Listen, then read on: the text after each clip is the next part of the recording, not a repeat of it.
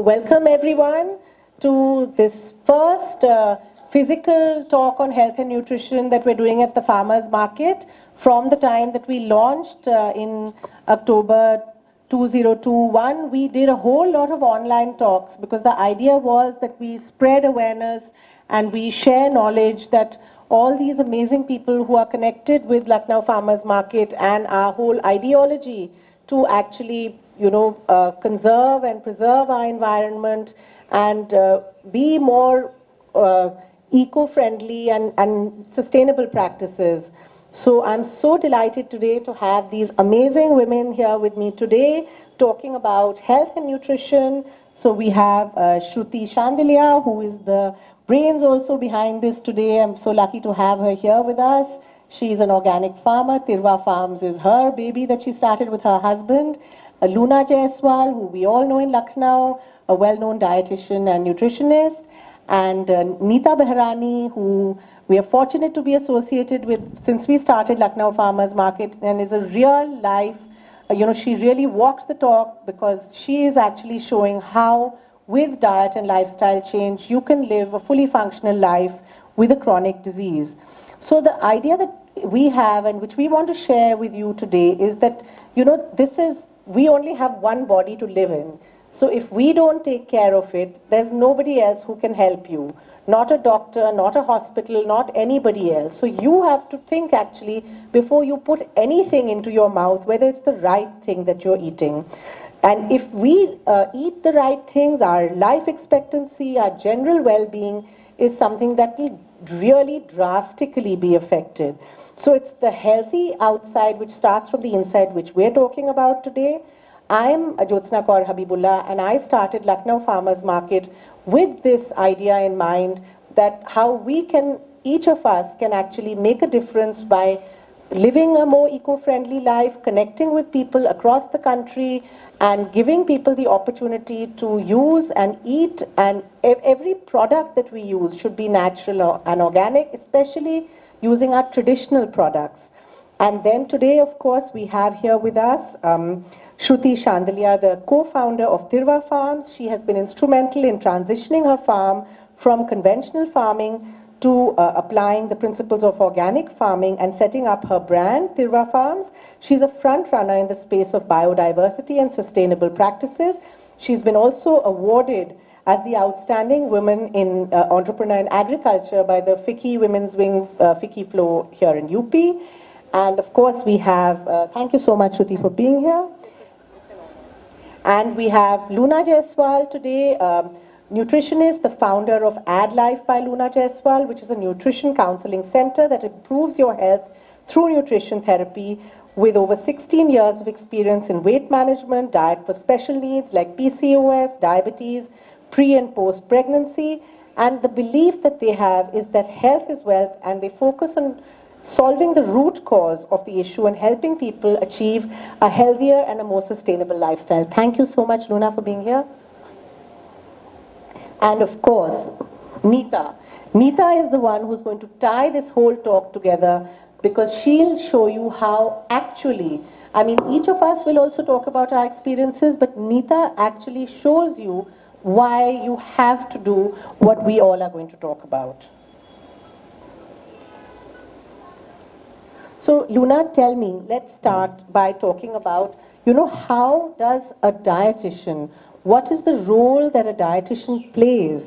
Because nutrition isn't a one-size-fits-all kind of solution. Can you tell us what's the role you play in people's journey to health and nutrition?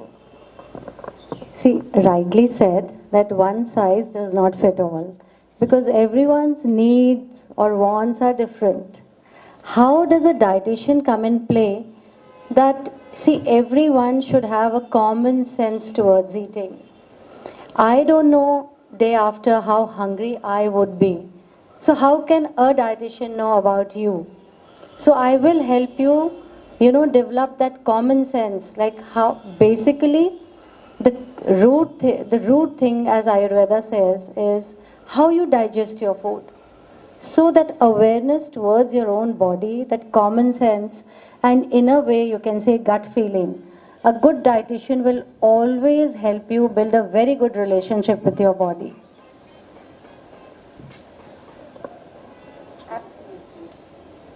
And so, are all fats bad? I mean, how do you explain to people about which fats they should eat and not eat?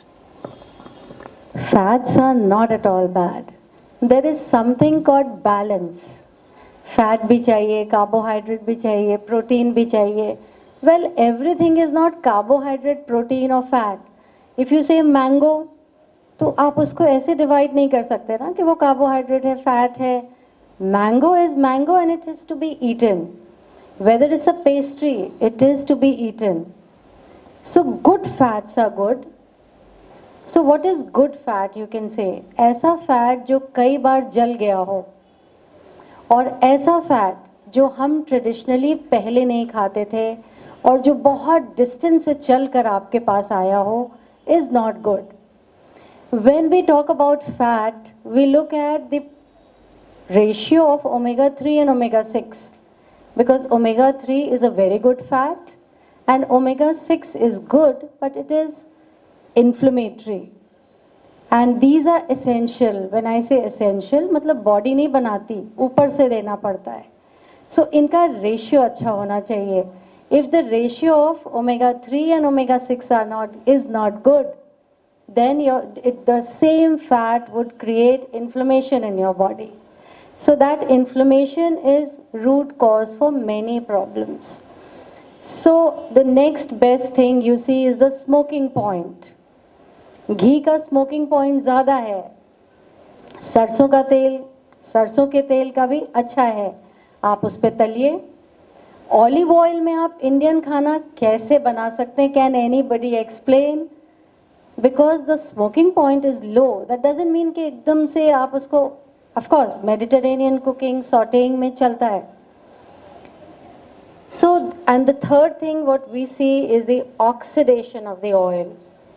So इन तीनों criteria को अगर हम देखते हैं तो घी, सरसों का तेल and extra virgin olive oil comes up to best for your body.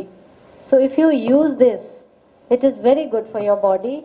What are bad fats? Bad fats वो हैं जो आप बार बार एक जलाते हैं, जो refined हैं, processed हैं, वनस्पति जो liquid oils को hydrogenation के through वनस्पति बना देते हैं.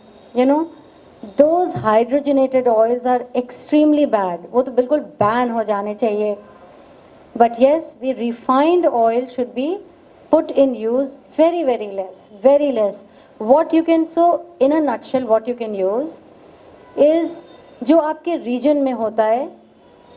So in India we have ghee, mostly we have सरसों का तेल, and then the third thing जो कि थोड़ा थोड़ा use करना चाहिए, that is cold pressed any regional oil, चाहे वो तिल हो, चाहे groundnut हो, चाहे flaxseed हो, you know, बदल बदल कर. So mainly अगर आप सरसों तेल, और if it is your regional, हमारे region में सरसों का तेल है, but south में तो वो coconut oil है ना. So your regional oil along with ghee is very good to go and you are safe. आराम से आप use कर सकते हैं. और ये सारे oils direct farmers से आज we have them right here from you. So don't leave without picking them up, because these are the oils to eat.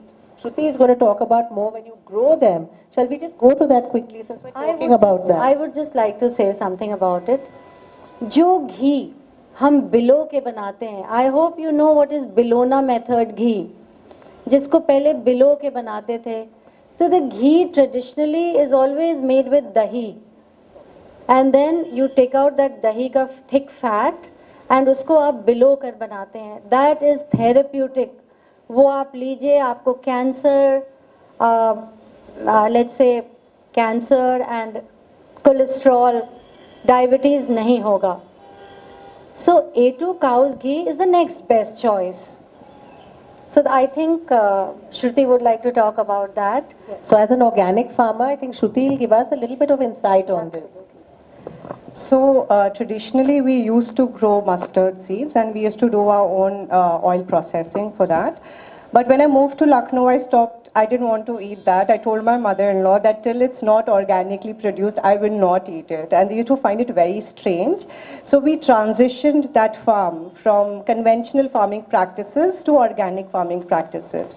And we try to build the health of the soil, and we try to create the biodiversity which is in the soil, which many of us don't know. And I'll talk about it in detail when I talk about the climate issues.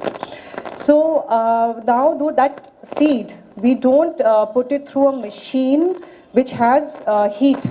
Through heat when the oil is processed, it's really bad because your 60% nutrients, they die in that process.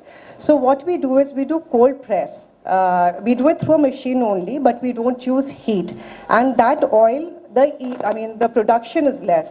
I'm not going to deny that. And that's the reason why it's a little expensive than the one you get in the market.